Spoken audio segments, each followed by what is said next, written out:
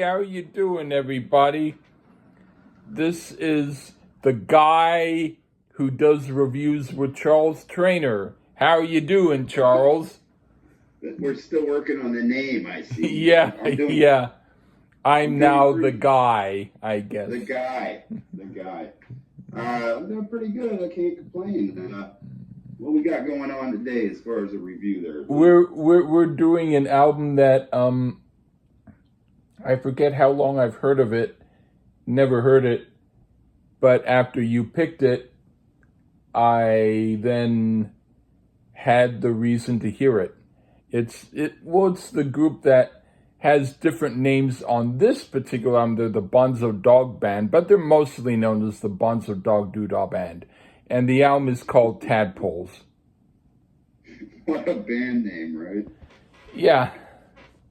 I think that their band name is probably one of the best things about them. But anyway, what were you going to say? Oh, yikes. Spoiler alert there. Kind of. Well, damn, I'm already knowing how this one's going to go. I know Bonzo Dog Doodah, whatever, from the film Magical Mystery Tour. Yeah.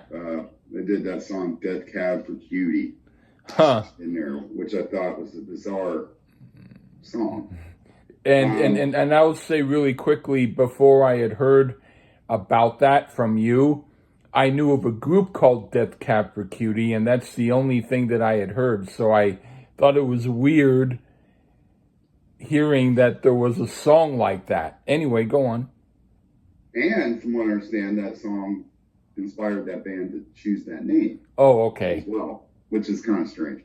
I don't know a terribly lot about this group. I know of a song called How Sweet to Be an Idiot, which was written by Neil Innes, who's one of the dudes in this group. Also, the In the Ruddles.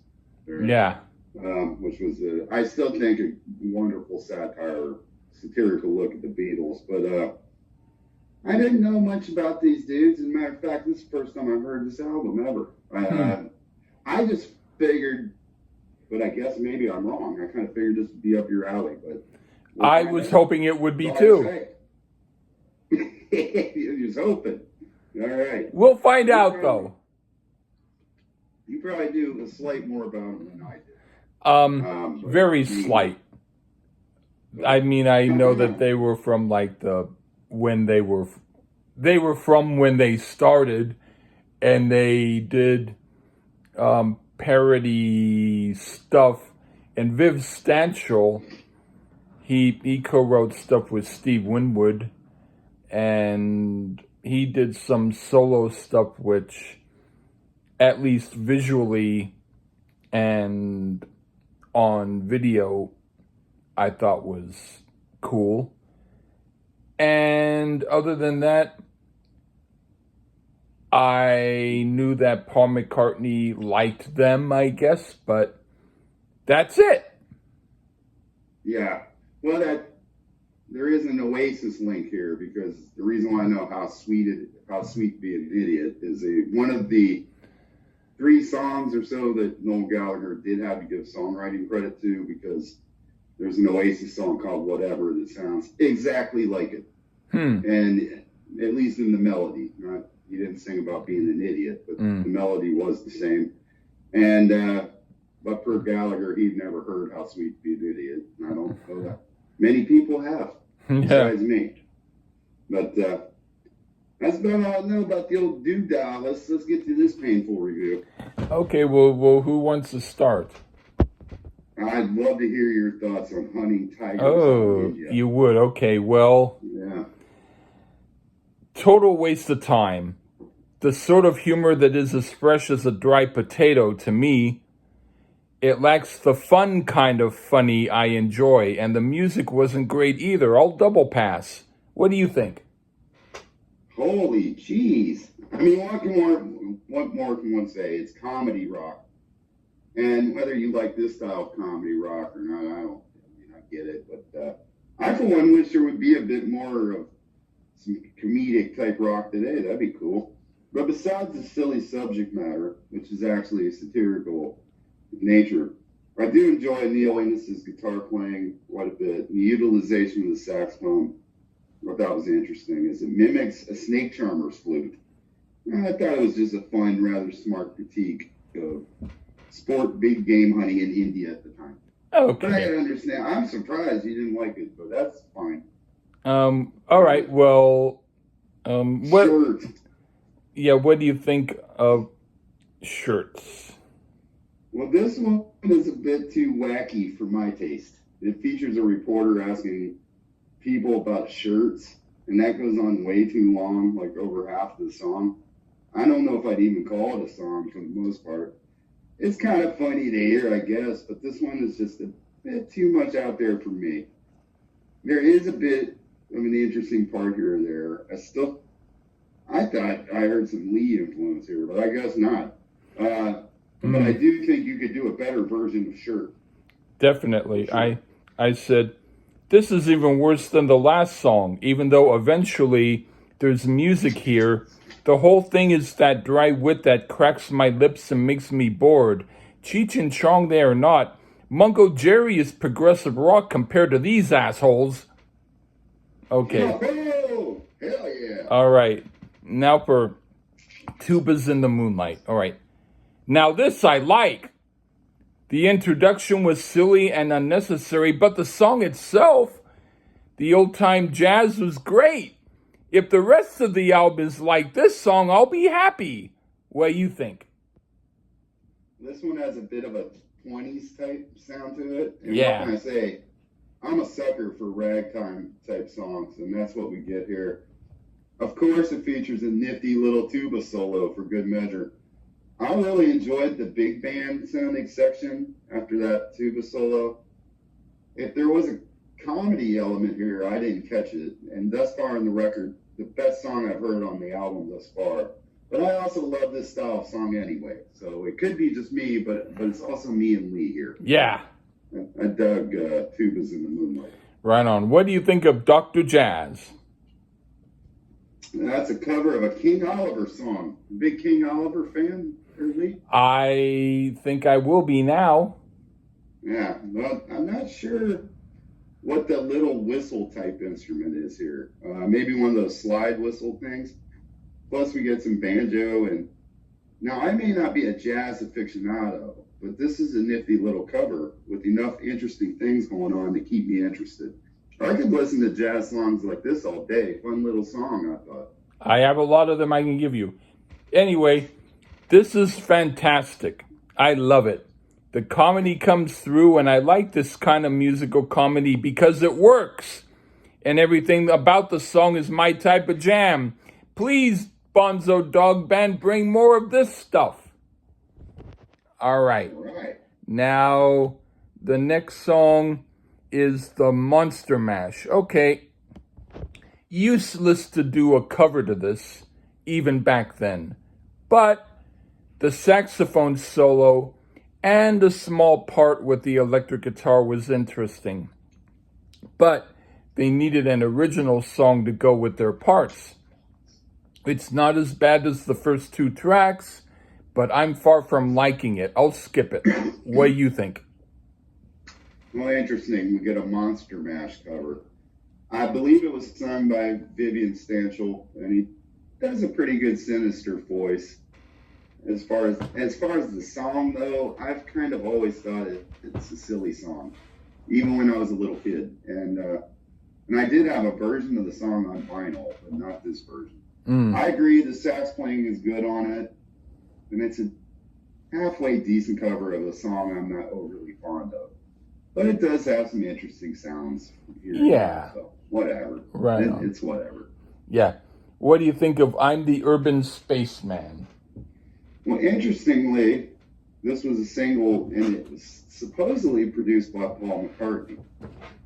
And I'm guessing this is the same version, but the album lists a guy named Gus Dudgeon as producing it. Gus Dudgeon was involved with Elton John. Right. So I don't. But allegedly McCartney produced this song. Anyway, this is Neil Innes for sure, and the guitar playing. This one's the first song in the collection. that as far as the original type songs they had, that I did enjoy. And I can see why they use it as a single. It's catchy, well sung and played. And I love the use of tuba as a bass here, not a bass guitar. And this one, for me, so far surpasses tuba. And tubas in the Moonlight for me is the best song on the record. But I do enjoy tubas a lot. But I like this one. I put this is even less interesting than the last song. It's a total fluff piece of not worth anything. And I hope they get back to the jazz sound I liked. Okay. All right. Now, for some reason I have to. All right, 1 minute. Okay, yeah. All right, now for Alibaba's Camel. Okay, this is almost as bad as the first two pieces. It does nothing for me, and the humor is boring, and I wasn't entertained hearing it. What do you think? All right, back on the silly side here. Alibaba's Camel is in love with the guy, so yeah, that's what we get here. Even an LSD reference. The sax solo, I think, is purposely bad, which is funny to hear. Lots of silly sound effects. To me, this was just wacky fun, but I also get British humor. And again, nothing wrong with that for me. I think smiles are a good thing. But it didn't make you smile, it made you frown. So, but it made me laugh, so mission accomplished. For you. Anyway, next song. All right, what do you think of Laughing Blues? Complete with bird tweeting sounds, a train horn, and some not quite good but interesting fiddle. This is an interesting take on blues. It sounds like a jazz band doing blues. Tons of horns, but this is also a fun one. Sounds as if it was produced shoddily on purpose. Assume trying to make it sound like an old phonograph. An instrumental and a quite solid one to my ears. The sax mimicking laughing is a really cool touch. I think this band does well on numbers like this, and I'm assuming maybe you might agree. Let's see, Lee. Yes, I agree. I said, this is great. I'm glad they went back to this type of stuff because they do it excellent. And all the comedy is on point. And musically, it's right on. And it's what I like from them. Okay. Now for By a Waterfall Footlight Parade. Okay. This is almost good. It's not as bad as the really bad stuff, but the modern beat and certain elements of it make it not quite up there with the good stuff. But of the stuff I don't like, this is the best of them so far. What do you think? Another horn-driven, slightly ragtime-sounding type of song, complete with some mad xylophone in the beginning. For the Bonzos, I guess a bit more of a straightforward type song for them. It still has a lot of silly going on here. This brings a smile to my face and a frown to Lee's face. I get a kick out of it myself. All right, Mr. Apollo. Yeah, right. What do you think of that? Getting Neil Innes on lead vocals again here. And this one actually rocks a bit in the verse. The chorus goes a bit psychedelic sounding with organs plenty. About the closest thing we get to a pure rock song here. Of course, it's a silly subject matter lyrically, the strongest man in the world and all that stuff. But I thought in parts, this one had some pretty good little rockin' elements and a nice addition to the record. I kind of enjoyed old Mr. Apollo. I put, this is not as bad as some of their other not good songs, and I almost like it, but ultimately it falls flat. It has that sing-along type of thing to it that the Beatles' Hey Jude has. Not that it helps the song any, but at least it tried. Okay, now for Canyons of Your Mind. Of their non-traditional jazz-type tunes, this is the best so far. I'm not saying it's great, but there were moments I liked, and the humor worked. It was all right. What do you think? Viv Stanshall back on the vocals here. And this one reminds me of that song, Death Cab for Cutie, a bit. And so he's in full lounge singer imitation of Elvis here. He has a 50s rock style. To me, another interesting guitar solo that almost sounds a bit Syd Barrett-esque at points. Just another funny song, but there is enough playing on this to keep me interested. So for me, because I didn't listen to the bonus tracks, and if I'd known you hated it this much, I would have told you to just cut off at 11. But we don't have to do them. I wasn't going to do them anyway. I would know what they were anyway. This was a fun, enjoyable listen that did bring a smile to my face, but unfortunately not for Lee. Yeah. And unfortunately, even though we're not talking about the 2 bonus tracks, they were much better than some of the other stuff. So anyway, Of course. In fact, I will just say they were both similar to Canyons of Your Mind. That's all I'll say. But anyway, I am glad I heard it. I'm not going to rush over to hear any of their other albums soon. Or maybe I might, just to give myself something to do when I'm recovering from something. Maybe they have more of that jazz stuff on there. Yeah, I would be interested in that. But overall, I would say they're really good at that. Yeah, I think that it's just a matter of taste. And I don't like baby lotion on my Spam. I prefer paprika on it. But that's me. Well, baby lotion, that's very P. Diddy of you there, Lee. Are you a big fan? Apparently not a big fan of Monty Python. Other people in my family liked it, and I used to watch it too. Well, Neil Innes was part of Monty Python. Yeah, I knew about that. I occasionally they were fine, but no, I wasn't a big fan. No. In the film The Holy Grail, I think he had the funniest part when he was singing how the one knight would get his head cut off and all that, scaring the shit out of that knight. It was funny. Yeah, so, I never saw the movie, and I don't plan to. I get it. You don't like British humor? I don't like theirs. I get it, bro. Yeah, all right. So, but I thought this would be a big hit for you, but oh well. I was hoping I would like it. So I thank you. I thank you for it, but you know, hey. Don't worry. I won't be asking for any more doodah, man. I'm not going to tell you not to do that. I would prefer that over ABBA. What? Oh, man, you hit my soul there. I love ABBA. Oh, right. Boy. Oh, shit. All right, well, then how about I think of ABBA as just as good as Air Supply, okay? I don't mind a little Air Supply. I do, but I can't say I've heard an Air Supply album, so I can't say. I can't say I ever want to. That's not necessarily my jam. I just a song or two was like, well, I've heard worse, like Night Ranger.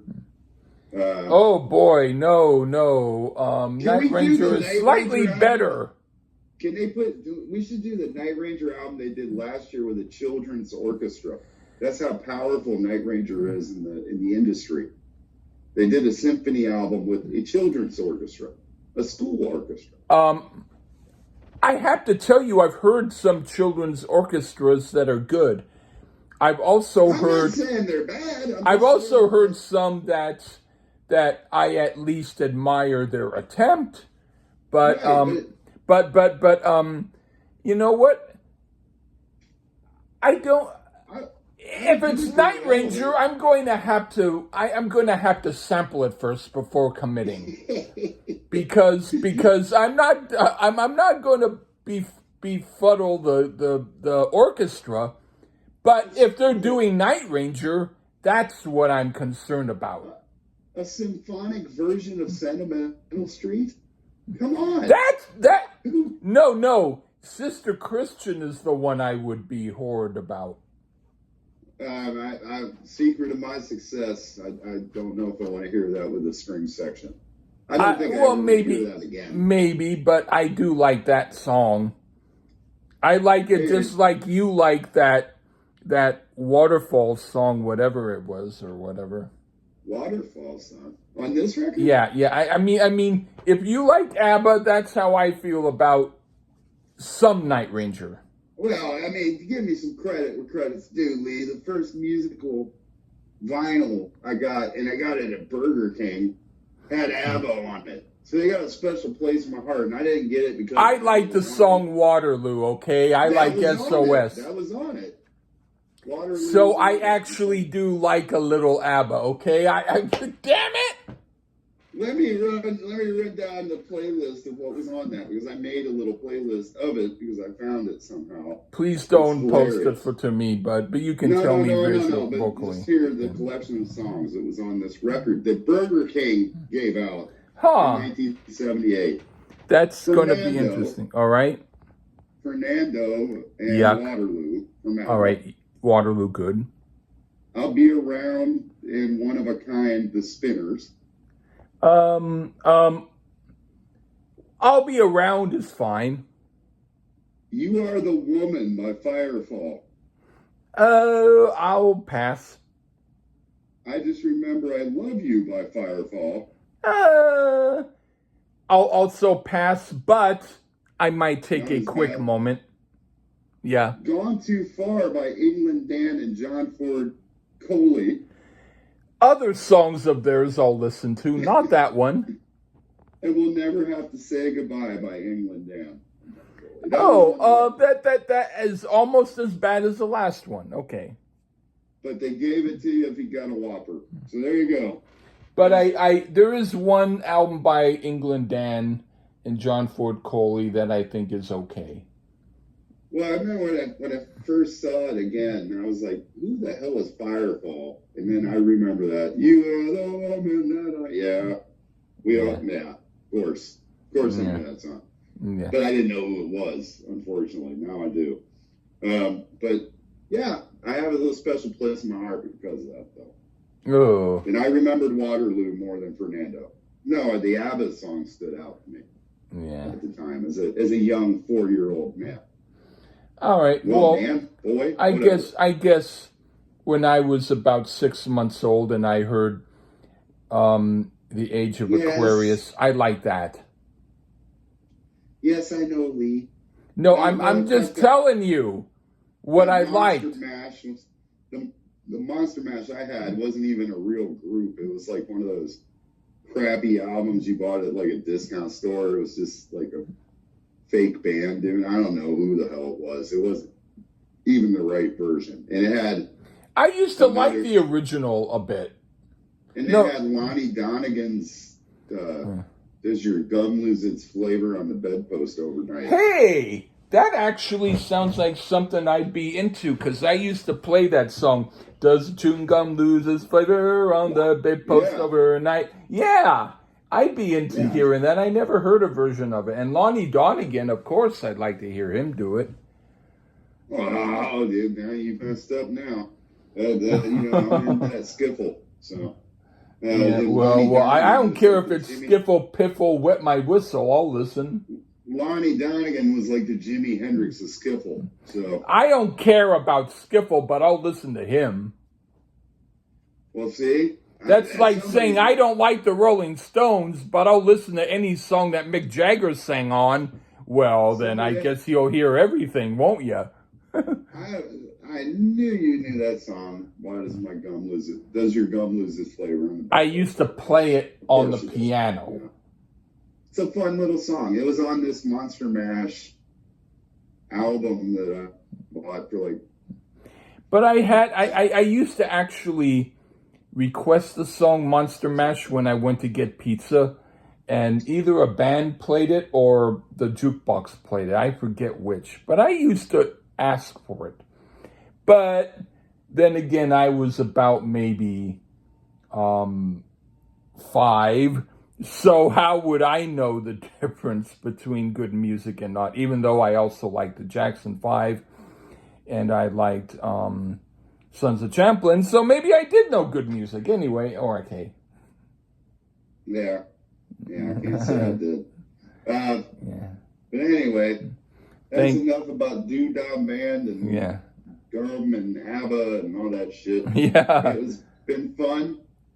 Don't expect too much more Doodah Band. They're fans of the guy with Charles show. Yeah. Yeah. We're calling it. Yeah. The guy might decide to try a song off of another album or not. Anyway, take care, everyone. Bye-bye.